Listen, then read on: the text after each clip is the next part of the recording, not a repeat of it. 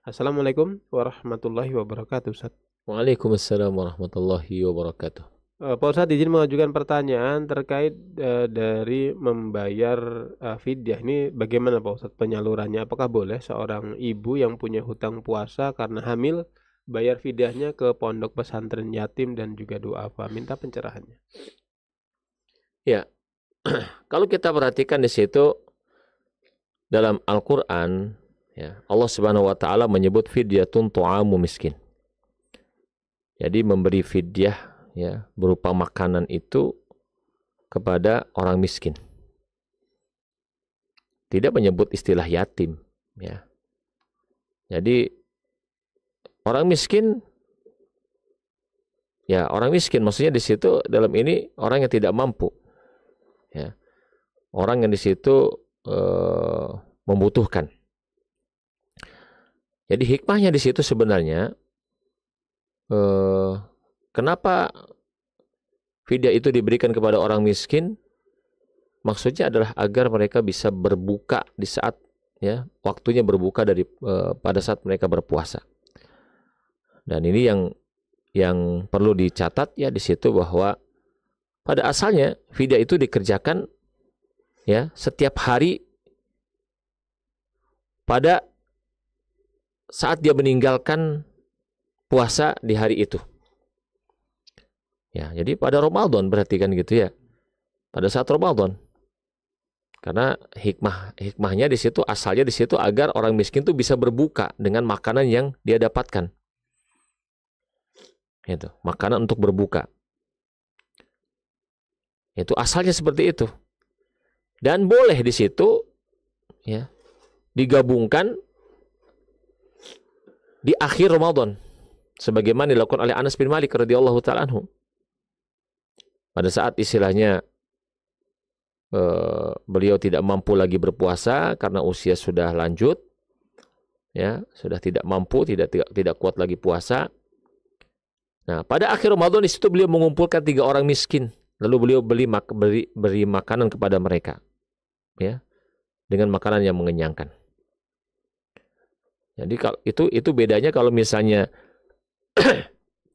ditunaikannya di akhir Ramadan, dikumpulkan gitu ya jadi satu berarti 30 hari lah katakan begitu. Maka di situ dia harus mengumpulkan 30 orang miskin. Tapi kalau dia tunaikan di hari ya di mana dia tinggalkan puasanya gitu kan. Pada saat istilahnya orang wanita yang hamil nih ya, dia coba puasa hari itu ternyata siang hari nggak mampu. Maka dia batalkan. Gitu ya misalnya. Dia batalkan puasanya karena khawatir terhadap dirinya ataupun terhadap janinnya. Ketika dia sudah berusaha untuk puasa, dia tidak mampu menjalaninya. Nah, maka pada hari itu juga ya, dia keluarkan di situ fidyahnya. Ya, berupa makanan pokok diberikan kepada orang miskin agar mereka bisa berbuka puasa. Agar mereka bisa berbuka puasa.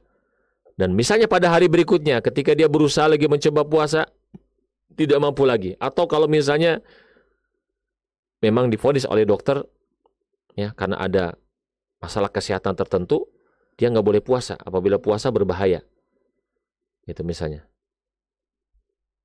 maka di situ setiap hari yang dia tinggalkan intinya dia keluarkan, dan itu kalau misalkan dia tunaikan di setiap harinya itu bisa dia berikan kepada orang miskin yang sama.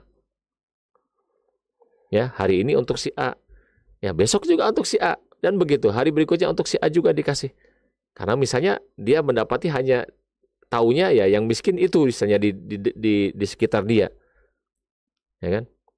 Tapi kalau misalkan dia gabungkan gitu kan? Dia gabungkan 30 hari di akhir Ramadan, maka harus dia kumpulkan 30 orang miskin. Lalu bagaimana di situ kalau misalkan ditunaikannya di luar Ramadan? Ya. Ya, kalau dari sisi bolehnya boleh saja begitu ya.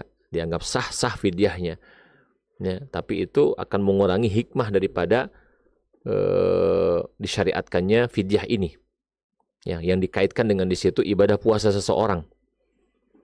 Ya, di bulan Ramadan. Ya, ibadah puasa di bulan Ramadan yang memang difardukan kepada setiap muslim. Nah, jadi kalau bolehnya boleh saja, sahnya sah saja begitu ya, tapi itu mengurangi hikmah yang ya karenanya disyariatkan fidyah tersebut. Nah, wallahu a'lam bishawab. Nah, ya, syukran Ustaz, jazakallahu khairan ya atas jawaban yang telah disampaikan.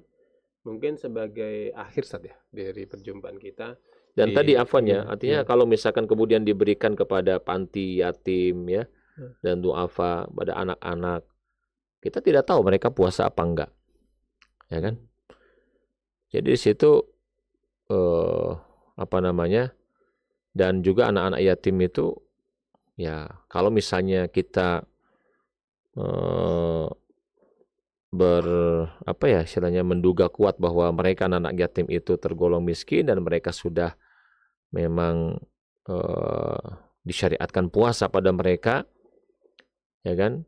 Walaupun misalnya belum wajib ya, karena belum balik misalnya, maka ya wallahu alam, artinya di situ kalau diduga kuat bahwasanya mereka di panti tersebut adalah dari kalangan orang-orang yang miskin, ya orang-orang yang fakir, ya tidak mengapa ya memberikan fidyah itu kepada mereka, tapi dalam bentuk makanan, ya dalam bentuk apa?